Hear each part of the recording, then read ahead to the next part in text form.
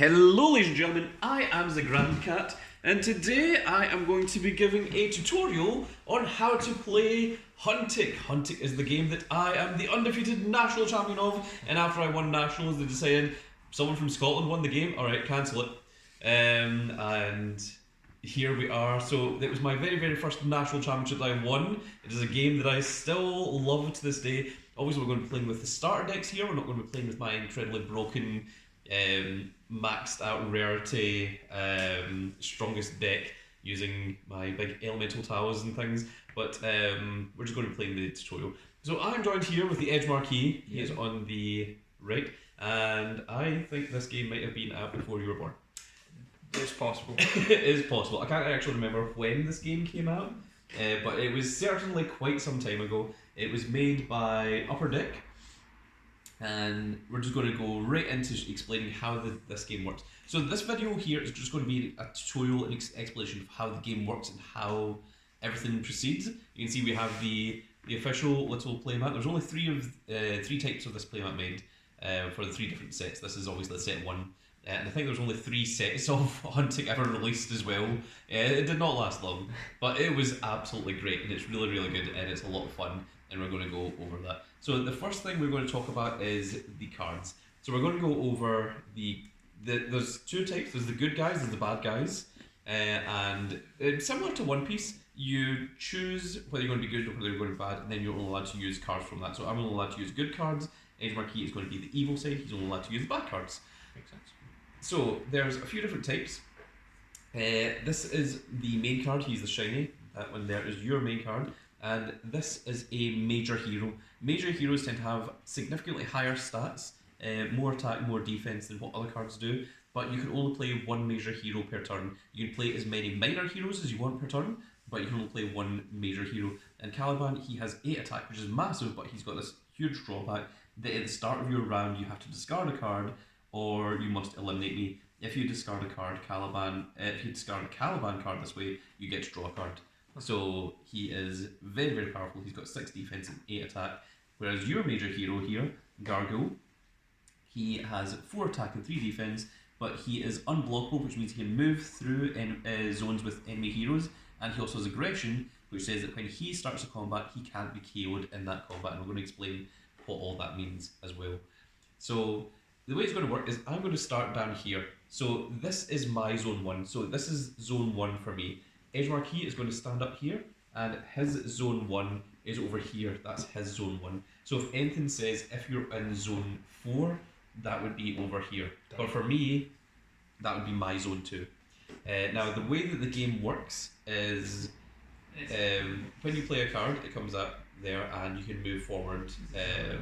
You can move forward up to 2 spaces. So, and when you move, your character becomes rest. Mm-hmm. If I'm here and you're here, you cannot move to this space. You can't move past me unless you've got unblockable, because anything else means that my guy would be in your way and you wouldn't be able to move past him. So if you've got unblockable, you can start moving up to here, which is hugely beneficial. When you move into the same space as an opposing character, you can choose to start a combat. You don't have to, and if you do, then you take the combined attack of all of your attacks and then split them up and take out all the things with defense, but my characters also get the same. So it can turn into a point where everything just gets destroyed, like on the field, you know. But you can also get into a point where you don't want to start combat and you just leave it there and you're like, that's it, I'm good. For example, if it was my turn right now, I would not want to start combat because I would just die. However, if you had the likes of another couple of characters like this, then I could combine them. Yeah, then you would have 4, 3, and 3, so that would be 10, which is easily more than enough. But I would have 8, and then I could split that up. So I could go, okay, well this is 3 defense, this is 3 defense, but I can't kill this one, so I'm going to kill these 2 in retaliation. Sure.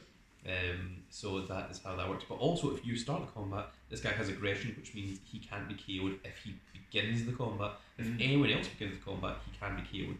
But if he's the one that starts it, then he is invincible for that attack. So for example, if the field looked like this, and I moved up here, Then aggression does not. Yeah, Caliban would then be able to attack this. Yeah. Right. So that is how the game works. let's go over a few of the other ones. So these here are minor heroes. We both have minor heroes. Let me just find a minor hero for myself. You can play as many minor heroes as you want. These minor heroes are actually pretty good because we've got 3 attack and 3 defense. Most of them have pretty small attack, like this only 1 attack and 1 defense. So I would need 3 of these guys just to take out 1 of your suits. This all comes from the show Huntik as well.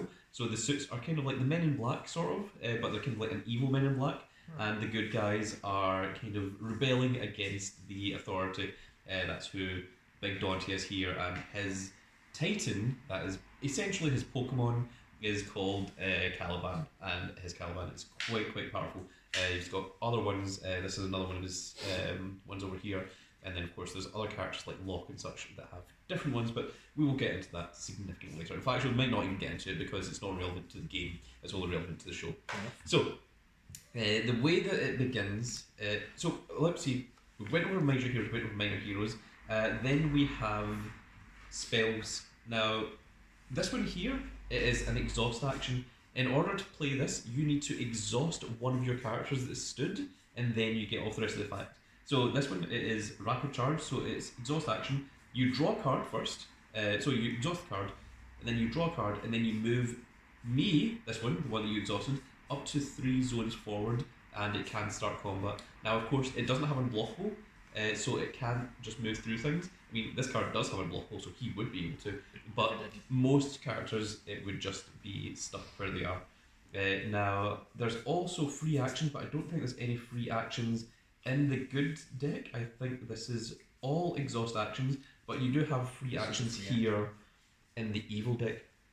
Now, what a free action is you don't have to do anything. You don't even have to have any heroes on the field. You can just play it.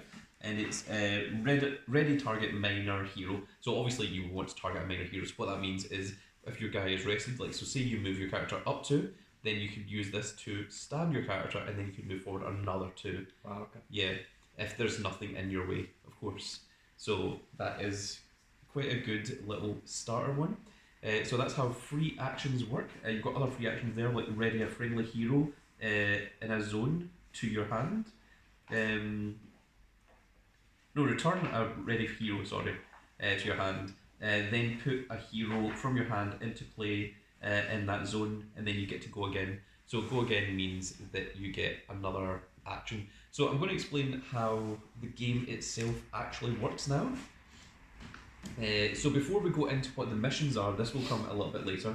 The way it works is you start here, and it says the defending player goes first.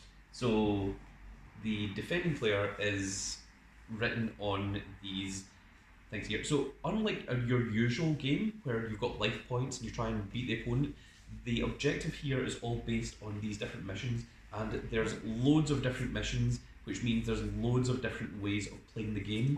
And even when we went to nationals, there was a national exclusive mission, which I still have, where you and the opponent had to battle out to try and complete a particular task, and that was how you won. So that's really cool. This one here is called Escape the Mansion. In general, what you do in nationals or in regionals, you would have 3 missions that you would keep face down, you would shuffle, and the opponent would shuffle, and you'd play best of 3. So you would determine who's going to go first, and then the opponent would choose one of the face down missions, and then they flip it up, and that would be the mission that you guys would be playing. So that's how it's done in a kind of more professional. I mean, there won't be any more professional ones because game's dead. But if we were, that's how it would work. So this is a training mission. This is just designed to teach you how to play the game, and this is what we're going to do in the next video. So what this training mission says is put the mansion door into zone 4. Now, what that means is I'm the main character for all intents and purposes. So mansion door then goes into my zone 4, not into Edgemarquis zone 4. This is into my zone 4, and if 3 heroes escape the mansion, you win. And if we get to the end of round 7 and 3 of my heroes have not managed to escape the mansion, then I lose. Edgemarquis has managed to stop me from escaping, and he wins. But if I manage to get 3 characters up here into zone 4 and escape with them, then I will win. And in order to get that, this is the mansion door, and it explains it here. It's a feature, it's a structure, so it can't be destroyed. And lead heroes in this zone get escape the mansion as a free action, remove me from the map, and draw 2 cards. So first of all, I need to get characters up here, but then I also have to lose cards from the field to draw 2. So I need to determine when is the best time to do that, but it will also draw me 2 cards whenever I manage to remove one of my little characters. And that is what the mission is. So the mission just sits over here, just to let people know what the win condition is. The mission door sits here, and Edgemarquis is going to be trying to stop me from getting into here. He's going to be placing his cards, moving them onto here, stopping me from trying to get through, trying to kill my characters before I get rid of them, and that's how that's going to work. So, just a quick interjection. So obviously we're doing this just for demonstration purposes, but in an actual game, how would you determine who the lead hero is? That would be determined by who's going first or second. Okay. So like either rock, paper, scissors or dice roll or whatever, and then you would put down, here's the 3 missions, and then the opponent would choose one at random, the face down, and then if it's your mission, you would be the lead, and then the other person would be defending. Sometimes there's actually mutual missions, which is different, which is everything goes into zone 3, and then you and the opponent are just trying to complete the same mission, and whoever does it first or whoever gets the most points or whatever, they win, as opposed to trying to stop the opponent from completing it. Alright. But for the intents purposes of this, you're doing the little training mission, which is just escape the mansion.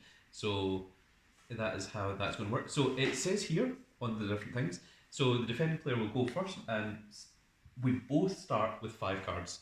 So just for the sake of this, there we go, there's 5 cards, and you will also start with just 5 cards. Obviously you will shuffle and you will get things, and then it says that the defending player goes first. So Edgemarquis is the defending player, so you would get to either, it says it all here, you can either play a major hero, you can play a minor hero, you can use a hero's action, you can move a hero, or you can use a free action or an exhaust action. So with your first action, you would probably want to play something here, probably something large if you've got like a major hero or such. Like this one? Like that one. I should probably turn it like that so we can actually see it. And I would go ahead and play my Caliban. So basically it goes, you get a turn, I get a turn, you get a turn, I get a turn, like this. So then I play my card. So then you've got your next action, you can either play something or you can move Gargoyle forward. So because you're going first, you get the advantage. But on the next turn, once we all finish up, it's going to be me that takes the first one. Alright. And then it interacts like that. So then at that point you would maybe go, okay, I'm going to play another card here, because I want to save this. For example. And then I would maybe move Caliban up. And then it would be your action. You can either choose to join me, you can move this up, or you can play another card, or you can do whatever. So you can just do that and then choose not to attack. And then I would maybe go, okay, I'm going to play this little guy. And if you want, you can move that up, and then you can declare combat. And of course, Caliban would be able to defeat both of these, but I can't attack this because it has aggression, because you declare the attack. So I'm just going to kill this one. But your 4 and 3 are enough to kill my Caliban as well, and they just get destroyed. That's a pretty cool. And then I've only got 3 cards left. So then after that, it would be my turn. So I get to choose to do something, move something up, whatever. And my objective is just try and get, is it 4 characters? It's 3. 3 characters removed from the game. And obviously you can only play 1 major hero per turn. So if I had lots of major heroes, maybe I'd only get to play like 1 card, or maybe we use an exhaust action or something. But that is how it's going to work. So that is the basis of how Huntik works. And I think it's better to see it actually in play rather than just as a straight up explanation. So this was just an explanation, but the actual proper tutorial will come out in the next video, where we will actually be playing the mansion escape mission. So if you like the idea of Huntik, or if you are familiar with Huntik and you've maybe got some old cards or whatever, and this might be the video for you to remind yourself on how to play and maybe enjoy some of the ideals of what Huntik was in its wonderful heyday. But regardless, that is going to be it for this little video, folks, and I really hope that you all enjoyed. And if you did enjoy it, please give me a like, share, and subscribe. And if you are subscribed, make sure you click that notification icon so that you can see when more of these glorious little videos go out. And we shall see you all in the next video. Goodbye, everybody.